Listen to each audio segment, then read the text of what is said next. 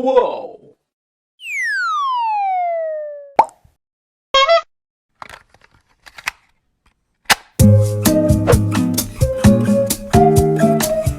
Hello wonderful people, and welcome back to another week of Boulder Breakdowns, and we are at episode 5 this week.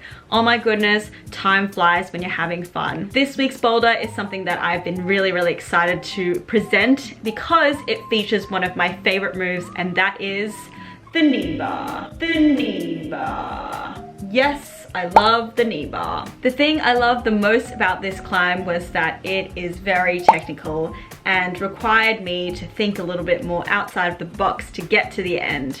And that is something that I really enjoy about solving problems on climb. So without further ado, let's get right into this week's boulder. Just forgot to let you guys know that despite really enjoying this climb, I got a ton of bruises on my knees. So don't forget about that if you're trying it out. Let's get right into it.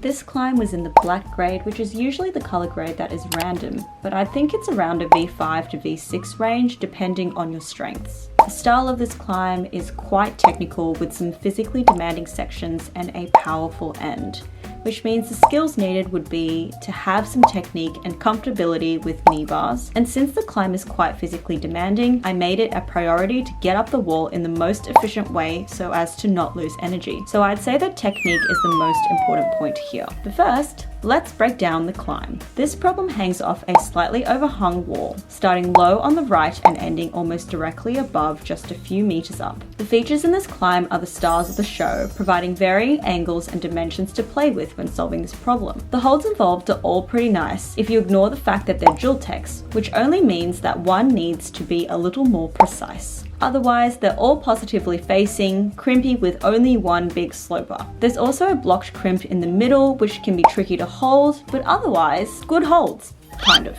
When looking at the climb firsthand, I'd say that the solution to this problem is not obvious, especially if one was not prefaced with the idea of a knee bar start. But don't worry, I'll take you right through it. The climb begins with a left-hand pinch on the feature and a right crimp to start. The direct objective firstly is to get your knees locked in above your head before you can move anywhere. So I'd say that this is the first crux. To get there, you'll need to pull off your hands and smear walk up the wall until your feet hit the top feature so you're in an upside down world. Then you need to press so your body sort of folds inwards until your knee meets the bottom feature, and then you'll need to lock in your double knee bar. You can see at this point my knee is in the knee bar position, but it's only sitting at the edge. I knew that if I wasn't careful or pressing hard enough on my feet, I'd fall right out, so I really needed to pull myself up the wall as soon as I hit that point so I could use my thighs in conjunction with this knee bar to secure this position. This is a different feeling for everyone since everyone's legs are at different lengths, but the important part is that the knee bar needs to feel secure since it'll soon be holding your whole body weight upside down. What helped me the most was pressing with my toes and allowing that pressure between my toes and knees to stabilize me.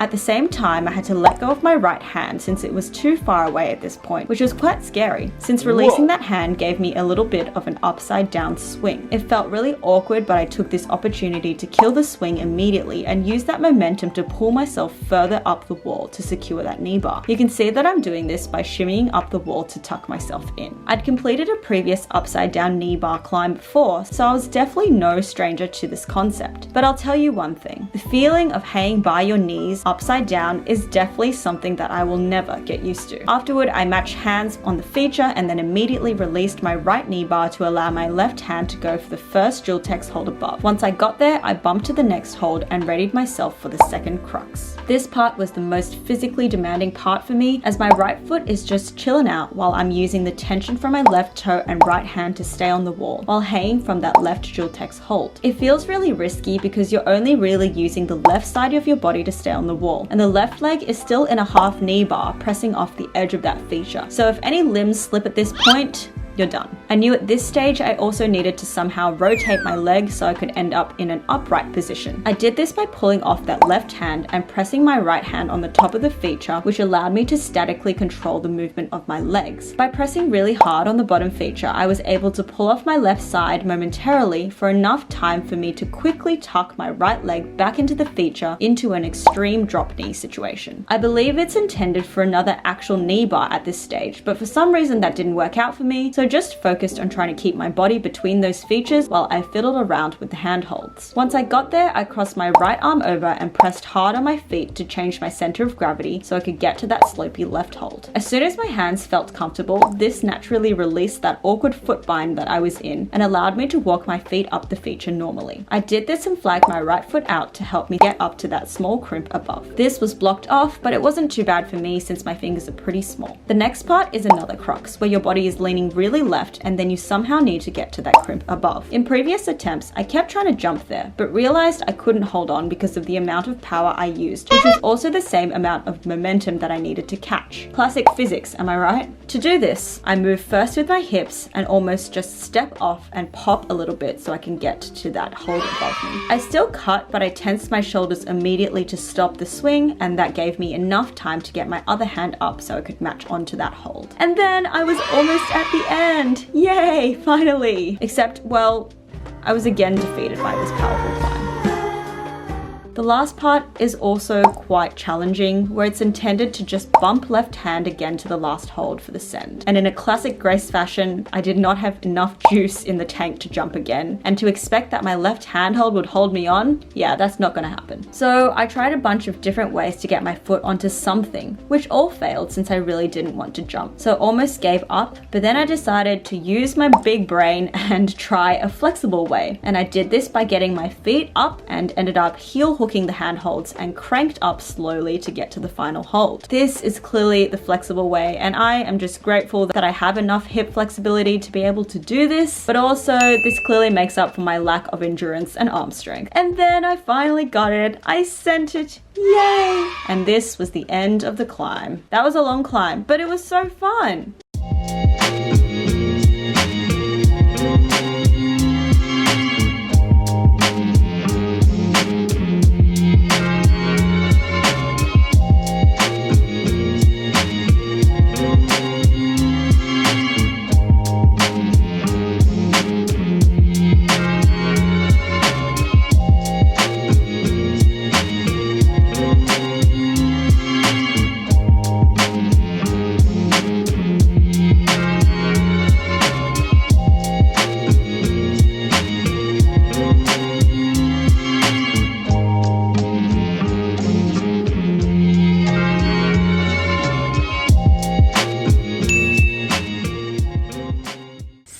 That was the boulder of this week. What did you guys think? Do you love knee bars? Does your knee cringe when you look at this kind of stuff? Because I love knee bars, but man, it is not good for my knees. Alas, it was still a super fun boulder and I had so much fun trying to figure it out, especially the end part, which probably was the hardest part for me. Probably not for other people. And before we go, I just wanted to make a quick announcement about my uploading schedule, and that is I'll be uploading every second week instead of every week. Life has gotten a little bit crazy and I gotta manage my work-life balance. So I hope you guys understand and hope you still enjoy the rest of my videos, and I will see you fortnightly from now on. Hope you have a wonderful fortnight and I'll see you in the next one.